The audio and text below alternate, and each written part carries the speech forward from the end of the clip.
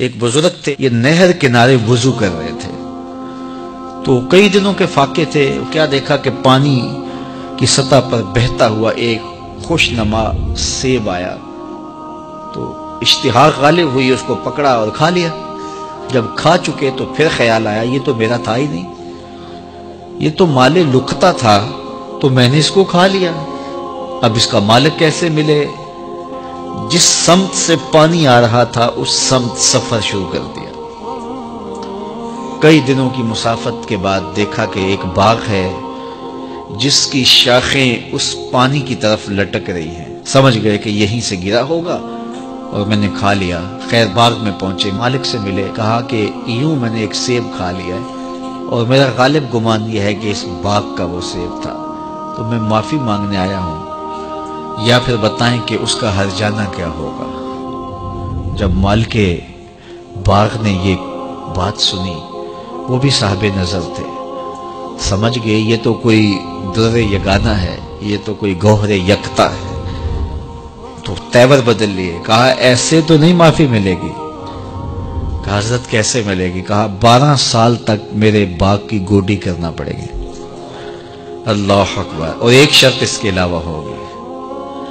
کہا ٹھیک ہے، میری غلطی تو معاف ہو جائے گی نا۔ 12 سال تک باغ کی گوڈی کرتے رہے۔ ایک دن فرمانے لگے وہ صاحب باغ جو تھے کہ سیب توڑ کے لاؤ، مہمان آئے ہیں۔ تو وہ سیب توڑ کے لائے تو وہ کچے ہی تھے، تو کہا تم 12 سال ہو گئے ہو سیبوں کے باغ میں رہتے ہوئے، تمہیں پتہ نہیں کہ کچے سیب اور پکے سیب کیسے ہوتے ہیں؟ کہا حضرت مجھ سے قسم لے لیجئے 12 سال میں ایک دفعہ بھی نظر اٹھا کے سیبوں کی جانب نہیں دیکھا۔ ایک سیب کھایا تھا، میں تو اس کی سزا بھگت رہا ہوں، میں تو گوڈی کرتا ہوں، اوپر کبھی نظر بھی میں نے نہیں اٹھائی۔ سینے سے لگا لیا، کہا ایک شرط تمہاری پوری ہو گئی، اب دوسری شرط ہے کہ میری ایک بیٹی ہے جو آنکھوں سے نابینا ہے، کانوں سے بہری ہے، بول سکتی نہیں، اور وہ اپاہج بھی ہے، چل بھی نہیں سکتی، اس سے تمہارا نکاح کرنا چاہوں، اگر تمہیں قبول ہے تو معافی ہو جائے گی۔ کہا ٹھیک ہے جی قبول ہے، میرا گناہ معاف ہو جائے، میں زندگی کاٹ لوں گا، کوئی بات نہیں ہے۔ خیر نکاح ہو گیا۔ کہا کہ یہ کمرہ ہے، یہاں آپ کی زوجہ آپ کی منتظر ہے۔ جب وہاں گئے تو ایک خوبرو دوشیزہ منتظر تھی، تو فوراً پلٹے کہ میں غلطی سے کسی اور کمرے میں آ گیا ہوں۔ پلٹتے ہوئے دروازے کی چوگاٹ سے سر پھٹ گیا، خون بہنے لگا۔ جب باہر آئے تو صحن میں پہنچے تو وہ بزرگ وہاں تھے۔ کہا کیا ہوا؟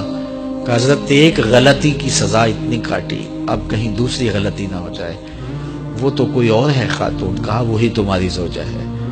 تو میں بتاؤں کہ وہ بہری کیوں ہے؟ آج تک اس نے غیر محرم کی آواز نہیں سنی۔ تو میں بتاؤں کہ وہ بول کیوں نہیں سکتی؟ آج تک اس نے غیر محرم سے کلام نہیں کیا۔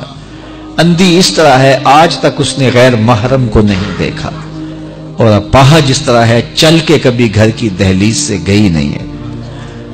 تو اس خاتون کا جب نکاح ہوا اور پھر ان سے اللہ نے ان کو ایک بچہ دیا جس کا نام ہے الشیخ عبد القادر جیلانی۔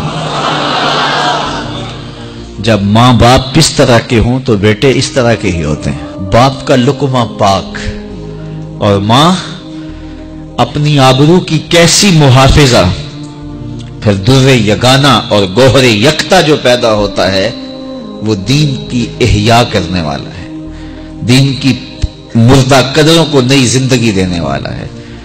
حضرت ملا علی قاری لکھتے ہیں کہ حضور غوث اعظم جب مجلس واعظ کرنے بیٹھتے تو 70 ہزار کا اجتماع آپ کے مجمع میں ہوتا، اور عمومی طور پہ اللہ کی رحمتوں کے حوالے سے بات کرتے، اور جس دن آپ اللہ کے قہر، غضب اور جلال کی بات کرتے کئی جنازے اٹھتے۔ یہ آپ کی گفتگو کے اندر عصر کا رنگ اور شیرینی تھی۔ اللہ اکبر۔